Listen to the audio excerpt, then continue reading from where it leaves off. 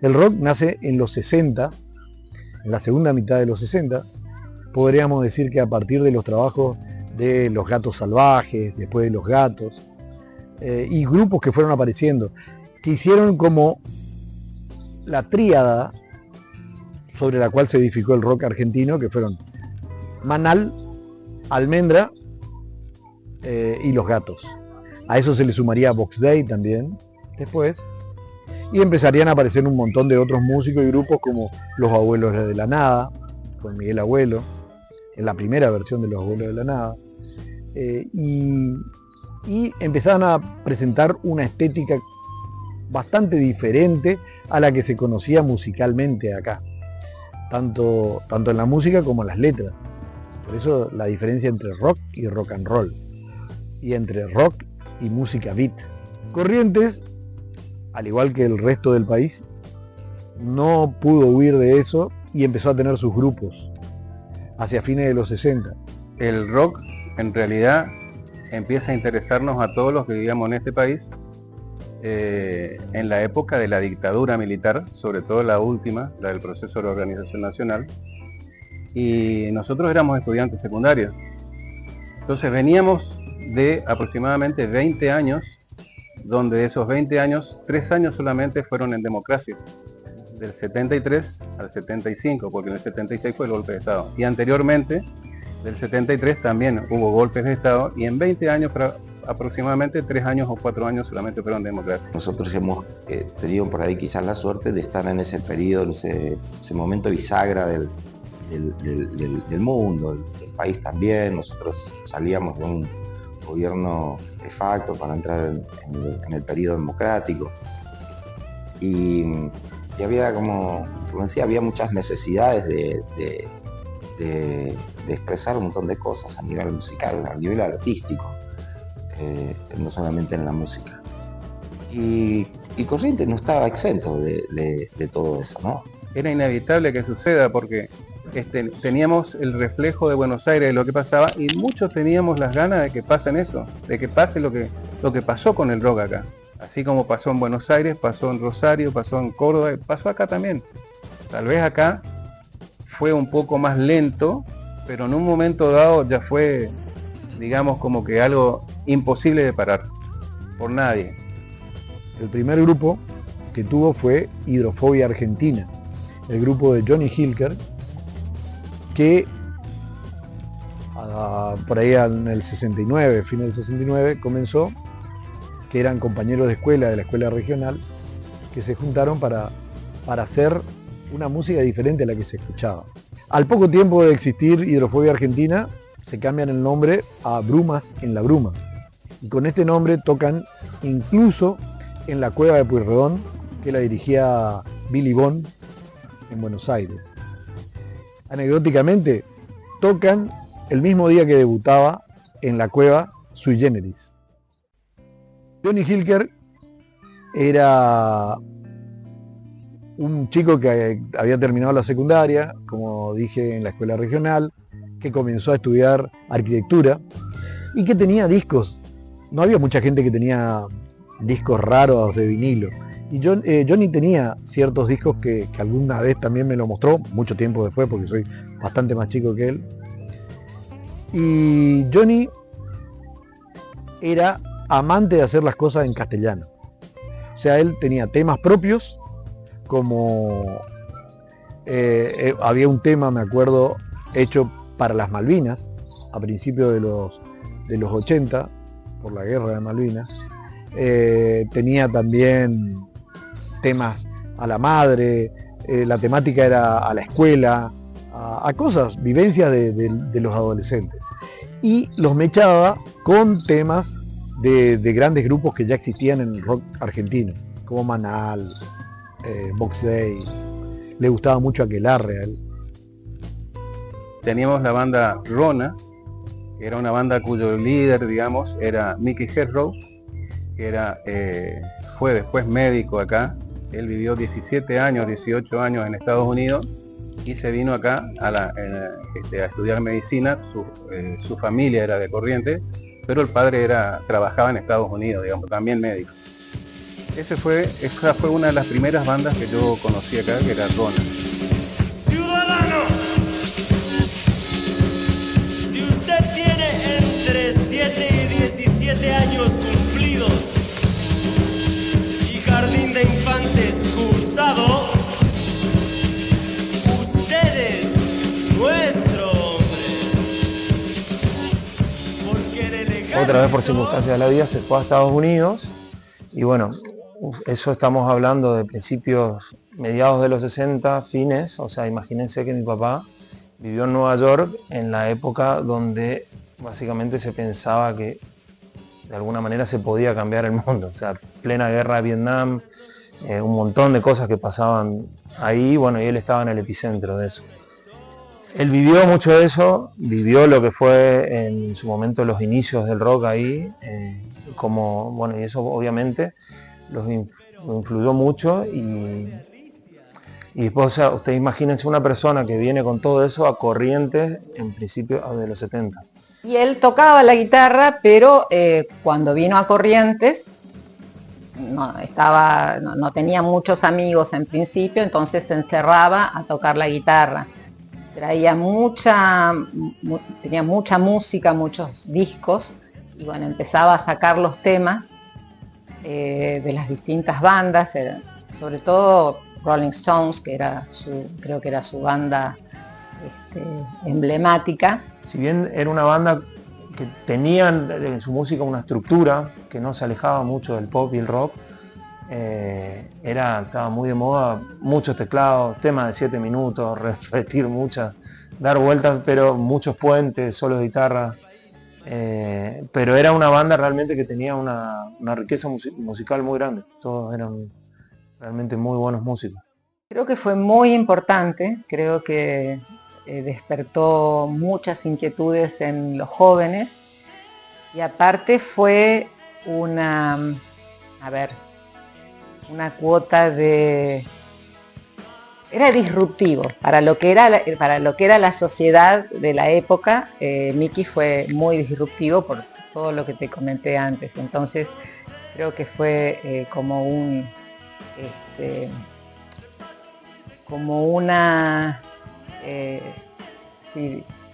lluvia de frescura y de cambio en la sociedad correntina del momento.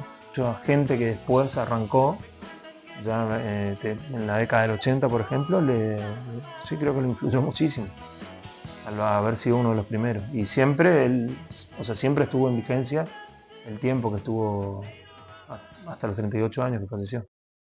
También al mismo tiempo, o un poquito después, ya en la década del 80, aparece la banda Aqualung, que estaba formada por Willy Suchard, que actualmente vive en Asunción del Paraguay y es en Asunción considerado como el formador del rock nacional paraguayo.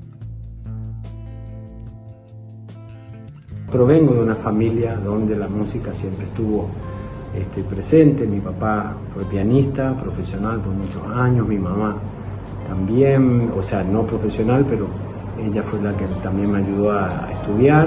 Mi abuela materna, profesora de piano, mi abuelo paterno, violinista.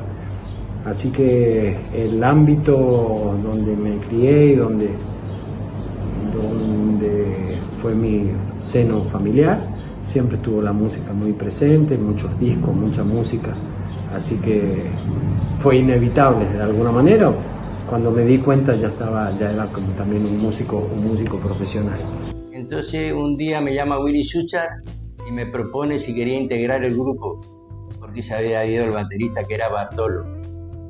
Entonces tuvimos una reunión con Willy yo estaba ensayando con una banda en mi sala y llega él con el zurdo Villordo y me toman una prueba para ver si quedaba en el grupo. Le gustó.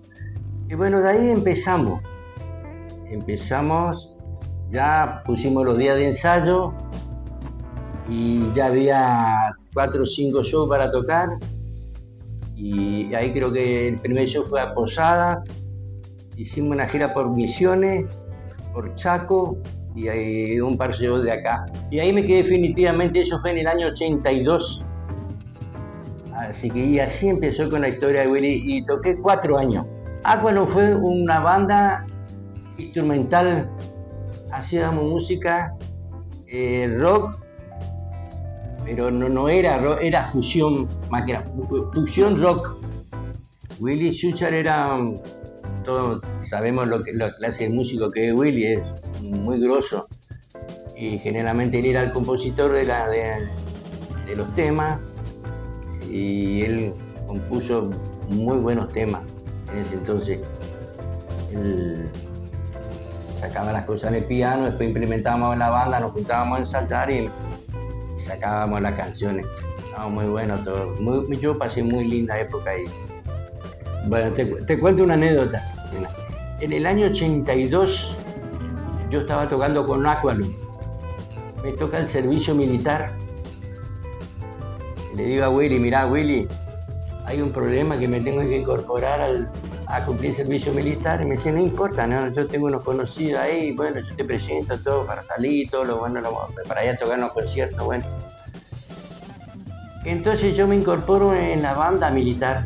Por ser músico, obviamente, me voy a la banda militar. Bueno, una vez sale un show enfrente de la escuela Salesiano, armaron un escenario inmenso que tocó Rona, tocaron una banda Trilogía, creo que era de Resistencia, y otra banda más, y Aqualung. Yo toco con una banda militar, una presentación, yo no me acuerdo bien de qué era el evento, ¿viste? Ya pasaron muchos años. Y me da permiso para tocar con Aqualung, con Willy. Porque Willy había hecho el servicio militar donde yo hice, también él tocó en la banda, tocó al tambor como yo. Él es clase creo que 62 o algo así, él estuvo antes que yo. Entonces entra Aqualung. Yo imagínate, yo tenía el pelo hasta la espalda antes de incorporarme al servicio militar. Yo era, ¿viste? Y ese día toco con la cabeza raspada, ¿viste? Que se me veía todo el cuero cabelludo, imagínate, el servicio militar, bueno. Tocamos con Aqualung ahí, tocamos las 12 canciones, nos fue bien, al público le gustó, le encantó. Con aciertos, con errores quizás, esa experiencia la empezamos a intentar. Abajo las guerras, arriba la paz. Tenemos son muchos para dar. Abajo las guerras, arriba la paz. Se hablaba, bueno, de muchas cosas, pero sobre todo lo que me llamaba la atención era que tienes letras que hablaban de lo que pasaba en el país, estamos hablando de plena dictadura en este momento. Hay canciones hay una canción que se llama Hermano Americano, que casi de una manera, un tono infantil, hablaba de lo que pasaba en ese momento acá. Habían canciones de amor, habían canciones que hablaban de la guerra de Malvinas también, ya entrando más en los 80. Eran realmente unas letras muy, ¿cuál sería la palabra? Muy audaces para ese momento, si se quiere, en algunas canciones de las que veía. En su momento, cuando terminó el tema de la dictadura, es como una especie de liberación, de libertad para un montón de gente en sus distintas formas de expresión, como para poder expresarse, algunos escribiendo, algunos expresándose políticamente con ideales políticos. Nosotros, en nuestra parte, era con el tema de la música. para mí personalmente implicó también una politización, es decir, empezar a construir una mirada que diera cuenta del contacto con los hechos reales y presentes que estábamos atravesando como sociedad, porque pensemos que en los 80 veníamos de la dictadura y de la guerra de Malvinas. Ambos eventos se habían cobrado muchas vidas jóvenes, entonces había una ausencia de masa crítica, había una despolitización absoluta de la sociedad, igual que la desmalvinización, y que se habían cobrado los jóvenes que formaban parte de nuestra generación. Creo que la música también reflejaba esos momentos como debe ser. Entonces el rock creo que era una forma natural de expresión, de poder manifestarse dentro de por ahí la inocencia que teníamos, ¿no? Porque al haber una apertura democrática podías decir muchas cosas que en época de golpes de Estado no podías decirlas. O sea que había una libertad de expresión que permitía que uno pueda decir con sus letras lo que no se podía antes. Por ejemplo, el ex Clan tenían letras propias. Algunas tenían temas de amor, baladas de rock de amor, te diría, comparadas con las de Papo, y otras eran, digamos, en contra del sistema mismo. O sea que tenía su propia identidad. Pero había algunas que eran reflejo de lo que vivíamos en el país, pero otras tenían su propia esencia. Pero sí, me acuerdo de muchas canciones, y me acuerdo de haber ido a los recitales y que en los recitales se cante música que cantaban otros grupos, pero también con letras propias, y letras con muy buen contenido poético. El rock, en su espíritu, en su doctrina filosófica, yo creo que es rebeldía, es poner voz a las voces que por ahí no tienen volumen. El rock esencialmente es eso, fue una expresión, yo diría que una expresión cultural más que musical. No me preocupa la gente que hace mal, solo busco lo que hacen bien,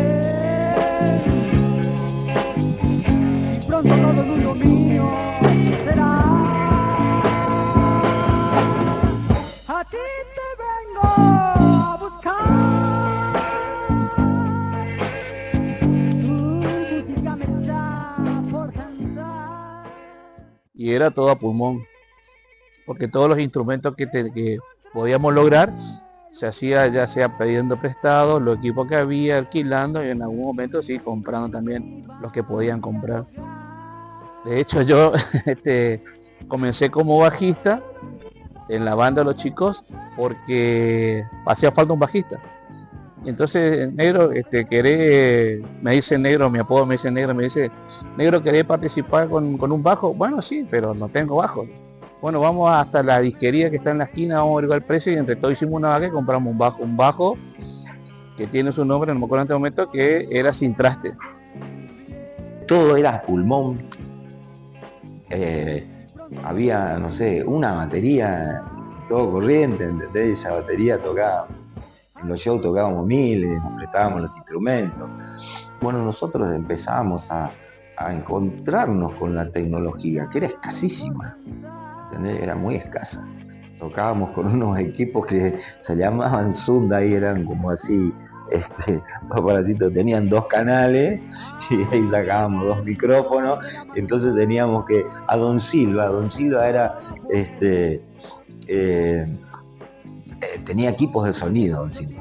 Entonces le alquilamos, y bueno, medio que por ahí nos prestábamos, porque bueno, teníamos una cartera que no alcanzábamos a pagar el sonido. Bueno, entonces teníamos que alquilar, qué sé yo, 8 o 9 Hyundai para que la banda suene. En esa época, en los años 80, no había mucha empresa de sonido como hay ahora, que están. Hoy, en la actualidad, acá en Corrientes hay por lo menos 10, 12 empresas de sonido.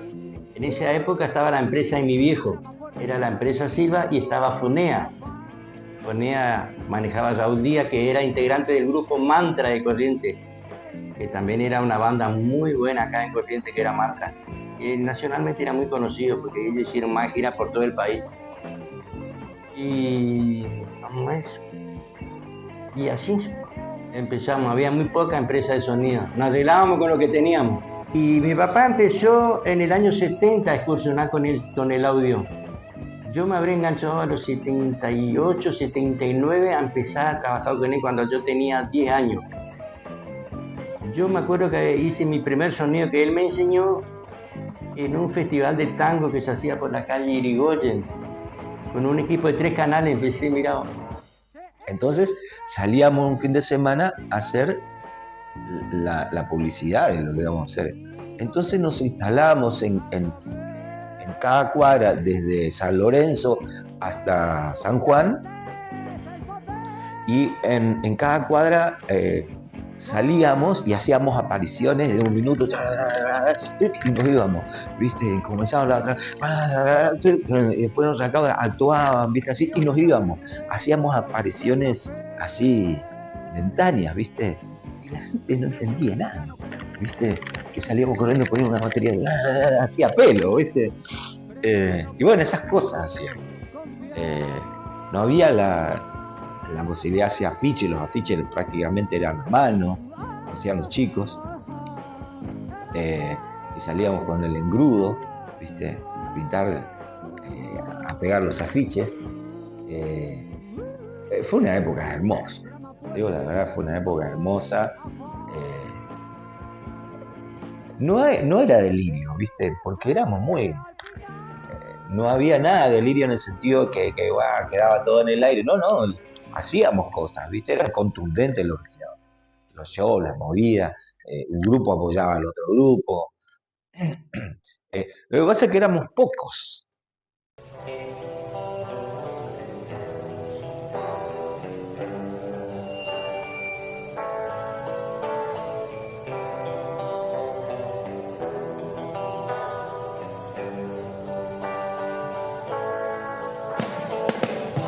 Respecto a la relación que tenemos entre los músicos, creo que es una cosa maravillosa, porque creo que entre nosotros no hay una especie de ego, de envidia, de competición. Al contrario, es una camaradería, una amistad. Mirá, yo te ayudo, te acompaño, vení, no hay drama. Yo creo que eso es lo que también tiene el tema de la música, no hay celos, no hay nada. Al contrario, es una unión de músicos donde vos decís, préstame, dame, te consigo, todo de cómo es, sin ningún tipo de interés por medio. Obviamente, o sea, todo lo que nosotros pretendemos es hacer música, porque ese es el objetivo, hacer música y que la música salga lo mejor posible. Comprábamos un disco, uno en el barrio, y escuchábamos 15. Nos turnábamos para comprar. En ese desarrollo, en esas épocas, hemos soldado con el corazón los vínculos afectivos que perduran hasta hoy. Empezaron a aparecer grupos acá, como te decía, Brumas en la Bruma, Rona, Pájaro Ciudadano, Argenta. Y estos músicos sí ya empezaron a prepararse un poquito más, había un montón de solistas también, solistas acústicos. Y estos son los músicos que empiezan a mezclarse con músicos que vienen de afuera a tocar. Y hay todo un movimiento que comienza a circular a través del país, en donde van de gira las distintas bandas y tenemos acceso no solamente a las bandas locales que estaban en Corrientes, sino a otras bandas como León Gieco, Piero, Celeste Carballo, Marilina Ross, Fito Páez, todas estas personas que te nombro. Yo he tenido posibilidad de poder verlas en Corrientes, en los recitales, Mercedes Sosa, y era una maravilla realmente. Recuerdo que una noche que estábamos en la Costanera, para un auto y baja León Gieco y Tarragó Ross y se sienta al lado nuestro y traen la guitarra y comienzan a cantar. León y Tarragó Ross piden reunirse con nosotros y nos hablan de todo un movimiento nacional que se estaba haciendo de defensa de la cultura nacional y querían incluirnos en el mismo. Para nosotros eran estrellas de Hollywood, una cosa así cuando venían acá. Porque te imaginas, nosotros éramos más o menos los fans de esa gente que venían y venían a hacer su música acá. Tener lo mismo de directo era maravilloso. los festivales o recitales, como quiera llamarlo, se hacían en los cines, que hoy creo que ya no hay ni un cine hoy en día. El Cine Re, que es donde estaba Castellanas, que hay en Junín, el Cine Colón, que también está ahí por Julio, creo que van a hacer una galería ahora, Cine Corrientes, Cine San Martín, un montón de cines donde era un lugar, espacio apto para ese tipo de eventos. Y después se hacían recitales en la escuela, en el Colegio Nacional, en la escuela regional, también se hacían algunos festivales al aire libre, en algún lugar que se consiga. Y así se fueron formando estas bandas y se hacían los festivales a pulmón y bueno, y todos nos acercábamos y el que podía colaborar, colaboraba, ya siendo de plomo, llevando un cable, una ficha para la guitarra. Pero los recitales en Corrientes eran bastante simples. No teníamos muchos elementos como para hacer. Y la idea era poder tocar sobre un escenario. Por lo general los recitales se hacían temprano, sobre todo en la época de la dictadura. Se podían hacer cosas muy tarde, no había muchos lugares para hacer. Bueno, me acuerdo mucho de los conciertos donde debuté, me acuerdo perfectamente, fue un festival en el Club Regatas. Después en el Sol en Aleijem teníamos shows también, en el Libanés, en el Teatro Vera, encontrábamos espacios y lugares para poder tocar y de poder juntarnos. Y las anécdotas era que bueno, que hoy, a través del tiempo, muchos de nosotros nos seguimos encontrando. Tuvieron buena convocatoria.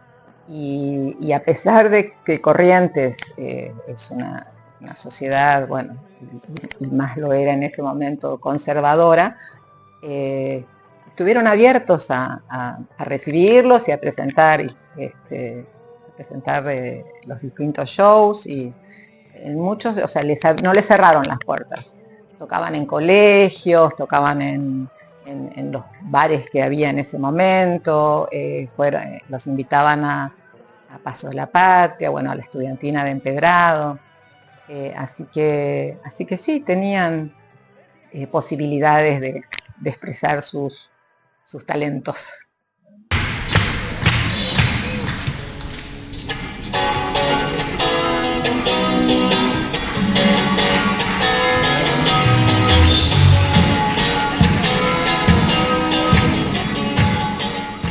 Eran grupos tocando arriba de un escenario, grupos que no se movían, que eran estáticos, y la idea era presentar su música, poder expresarse. Con Ave Rock empezamos a romper esa temática porque queríamos darle una escenografía y hacer cosas que llamaran la atención, dentro de nuestras posibilidades.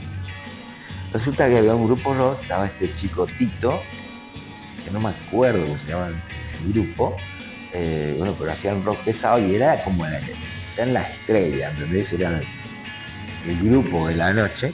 Entonces, el cantante, Tito, se le ocurrió de que él tenía que entrar al show en un cajón de muertos. Había que conseguir un cajón de muertos, ¿viste? Mal tipo. Entonces teníamos nuestro equipo de producción, que era Carlito, el negro, ¿cómo es? Bueno, estaba el negro Fría, como Nani, el gringo Zacarías, el negro Escurra. Se van con Carlitos en un fitito era un autito chiquito, así, como esos autos eléctricos ahora, ¿viste? Era así, chiquito. Se van a una funeraria y piden un cajón que le presten, ¿viste? Entonces le prestan un cajón, pero que eran esos cajones que eran, digamos, que utilizaban varios muertos, o sea, no era que era... O sea, era un muerto, se le sacaba el muerto, ¿viste? Se lo enterraban, no sé qué se hacía, y se devolvía el cajón a la funeraria. Entonces, bueno, teníamos un contacto ahí, y la funeraria entonces nos prestaron un cajón para la entrada de este fenómeno, ¿viste? Bueno, se hace la entrada, qué sé yo, todo un delirio. Y en el medio del show tenemos que salir cagando porque nos llaman de la funeraria que había un muerto que necesitaba el cajón. Pero a todo esto el cajón se trajo arriba al fitito y se fue arriba del fitito de vuelta. Imagínate, un cajón de muerto en plena 3 de abril yendo a la funeraria. Bueno, fue una cosa Increíble. Después tuvimos una oportunidad de, que fue maravilloso. En aquel momento estaba muy vigente todos los años la fiesta de la estudiantina, el Día del Estudiante, que se celebraba allá en el Empedrado. Por una cuestión de, creo que fue un locutor o no sé quién, nos convocaron, nos contactaron para ir a tocar allá en el Empedrado, en la estudiantina. No sé, era como una banda, era como 30 chicos, que cada uno tenía, dos era un dúo, después ese mismo uno de ellos integraba a otra banda. Y bueno, para nosotros eso fue como, wow, habíamos hecho la producción de River, ¿entendés? Y yo te puedo asegurar que fue una de las mejores fiestas provinciales del estudiante a la que yo asistí. Porque realmente era magnífico y todo fue hecho a pulmón. No se buscaba ganar plata ahí, se buscaba otra cosa. Libertad de expresión sobre todo.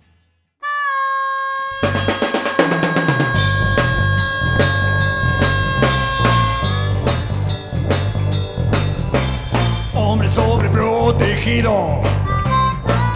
En los primeros tiempos del rock acá, pienso que en muchos lugares, fue violenta por el hecho de que parecía gente extraña la que empezaba a presentarse. Cantaban cosas raras, la sociedad no estaba preparada. Y sobre todo había todo ese estigma de sexo, droga, rock and roll, pelos largos. La sociedad de Corrientes siempre fue muy conservadora. Entonces, y toda la región, por supuesto. Entonces, a todo aquel que tenía una estética diferente a la común, en los primeros tiempos se los agredía bastante. Era poca esta gente extraña, entre comillas. Tal el caso, me acuerdo la anécdota que me contó Johnny Hilker, que cuando ellos se ponían a tocar en el centro, en cualquier lugar con una guitarra, sentado en el cordón de la vereda o algo así, pasaba gente y les decía puto. O los miraba mal, faltaba poco para que le escupan. Y cosas así porque les parecía raro y ya no les agradaba que exista gente rara. En muchas familias no estaba aceptado que un chico vaya a un espectáculo de rock o que forme parte de una banda de rock. Si bien muchos sí, otros no, precisamente por el tipo de familia en la que vivían, sobre todo acá en Corrientes. O tenía un pelo largo y era así drogadicto, se fumaba marihuana, un montón de cosas. Que te estigmatizaba, que podía ser que sí, que no, pero ya estaba con tu aspecto, con tu look, ya te estigmatizaban ya.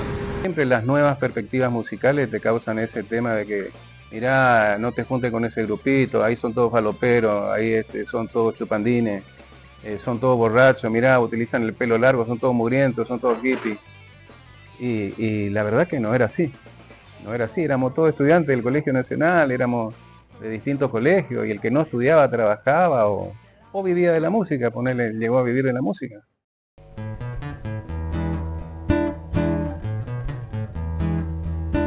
Ave Rock estaba compuesto por aquel entonces por 9 grupos, 9 números y mucha gente más que colaboraba.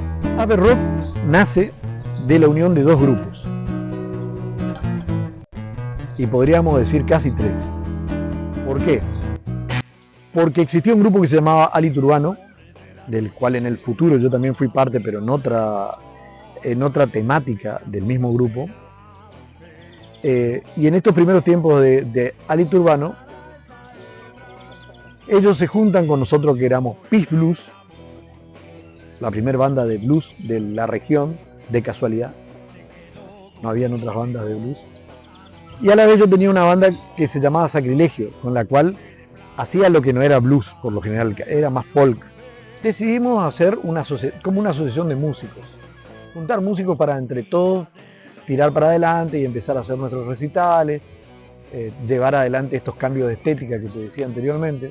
Con las bandas que estuvimos en ese primer recital en el Cine Colón, que lo hicimos un sábado a la mañana, decidimos formar una cooperativa y darle la temática de cooperativa. O sea, todos cooperar, no sabíamos mucho y éramos muy chicos, porque yo era el más chico de todos. Y las edades iban de 16 a 20 años, 21 años. Era la primera experiencia que teníamos todo grupalmente y acordate que estábamos terminando la dictadura donde no se podía juntar la gente y menos a planificar cosas así muy subversivas como eran las nuestras. Con la cooperativa del rock fue espectacular, fue una experiencia, no sé, creo que bueno, para mí fue maravillosa por lo que se vivió. Básicamente la cooperativa funcionaba, por decirlo de alguna manera, en un lugar que se llamaba El Colonial, que era un local de galerías que tenían, qué sé yo, localcitos chiquitos. Por ejemplo, en el caso particular donde nos juntamos era en un local de unos chicos que estudiaban arquitectura y estaban ahí, bueno, ahí nos reuníamos. Y en esa misma galería había en el frente un local de un bar que también nos juntábamos ahí. De hecho, creo que los primeros inicios también fueron ahí en el bar, tocando en el bar, cuando había espacio o lugar de... Haber Rock era un grupo donde habían muchos músicos y habían mucha gente que, no siendo músicos, ayudaban a estos músicos y se convertían en una especie de gestores culturales.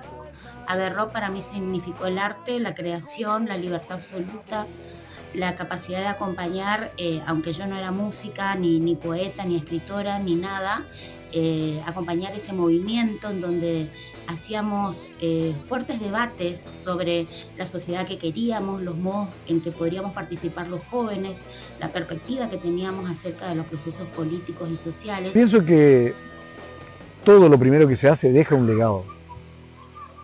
Yo ya fui parte como de una segunda generación del rock correntino, fines de los 70, principios de los 80.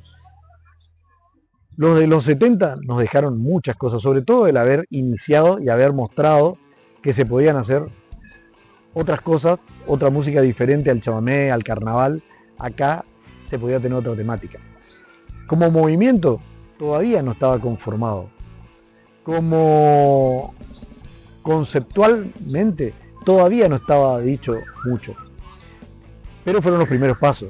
En los 80 se dieron los segundos pasos, aparecieron muchos músicos, muchos solistas. Fue el auge también a nivel nacional del rock nacional, el rock argentino. Y eso también se sintió acá. Yo creo que el legado, si lo querés llamar así, fue la continuidad, el dejar hacer, tratar siempre estar permanente. Así que me siento en confraternidad con todo lo que en aquellos años nos llevó a estar juntos, a ponernos a consideración con nuestras canciones, con nuestra performance. Así que el aporte es colectivo de aquella época. Y si hoy hay alguna flor que ha prosperado o alguna cosecha que se ha podido salir bien, creo que es el mérito de todos. Así que esa es mi opinión. El mensaje del rock es el mensaje de no transar,